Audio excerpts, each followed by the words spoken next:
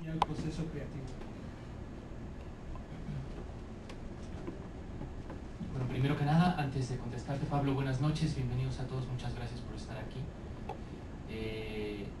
Aprovecho para dar las gracias a la librería La Central, a Miguel Riera, que es mi editor, a Diego Celorio del consulado, que no pudo estar aquí por asuntos de trabajo, a Lolita Bosch, muchas gracias, amiga, a Pablo, ¿no? A Paula Laverde, que es la diseñadora de la portada, y a toda la gente que de una u otra forma tuvo que ver con este maravilloso objeto a ojos míos que se llama Luz de Luciérnagas. Bueno, también aprovecho para decir que me parece, estoy maravillado y sorprendido, y que todo esto que ha dicho previamente Pablo antes de hacerme la pregunta, yo no lo pensé ni remotamente al momento de escribir la novela. Ya hablaremos, supongo que en el transcurso de la conversación, sobre el proceso creativo. Decías, ¿dónde termina Germán Canseco y dónde comienza Edson Lechuga, o cuáles son los vínculos biográficos? Decía, si no me equivoco, Vicensey, que toda obra es autobiográfica, incluso cuando el autor pretende que no lo sea, incluso cuando el autor pretende ocultarlo. Es decir, inevitablemente cualquier novela es autobiográfica.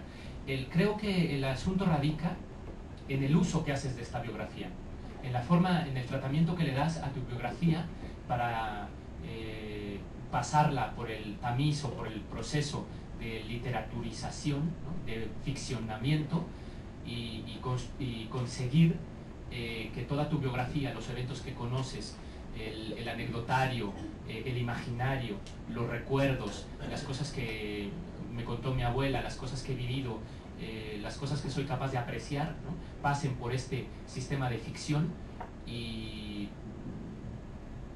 empiecen a ser tabiques útiles al proceso de la novela, al sentido de la novela. Esto te sonará. Crear con todo este acervo de anécdotas y de cosas curiosas, o de cosas que he leído, que he visto, que he vivido, ¿no? Mi experiencia, a final de cuentas, ser capaz de tamizarlas y de ponerlas al servicio del sentido de la novela en la que estoy inmerso, ¿no? Que por aquí también lo complicado sería ser capaz de intuir o de observar o de relacionarte con el sentido de la novela. Fíjate que les cuento, la novela tiene una serie de ejercicios. Hay dos que me llamaron la atención. Uno es que Edson junta palabras y las separa por un punto. Me las anoté todas, son 42. ¿No? Pero, por ejemplo, pone, si entiendo mi letra, cubrebocas, ¿no? Entonces, lo que hace es como desarrolla, junta dos palabras como si fuera una especie de concepto. Por el otro lado, cuando ustedes vean la novela, van a encontrar objetos en la novela. Es decir, van a encontrar, les cuento algunos, un sobre, una radiografía que retrata la quinta lumbar. Y entonces, a mí era la sensación de cuando yo la leía, eso, o sea, no eran solamente imágenes, sino me da la sensación que era una suerte de signos de puntuación que terminaban viendo de respiración a la novela. ¿Por qué no nos cuentas un poco, digamos, de los objetos, de los signos que utilizas en la novela, de estos objetos, pero también de estas palabras, concepto? Bueno, efectivamente, unir dos palabras con un punto y seguido, un punto y aparte, bueno, un punto nuevo, ¿no? Porque no es ni seguido ni aparte.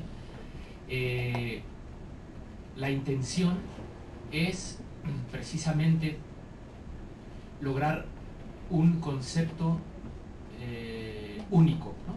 Unicidad entre dos palabras. Tengo por ahí cubrebocas, lavaplatos, ahora no se me viene ninguna, pero a veces son más de dos palabras. En fin, esto por un lado, intentar esta unicidad para que dos objetos sean entendidos como una sola cosa, para que dos conceptos sean entendidos como una sola cosa. Pero esto responde una necesidad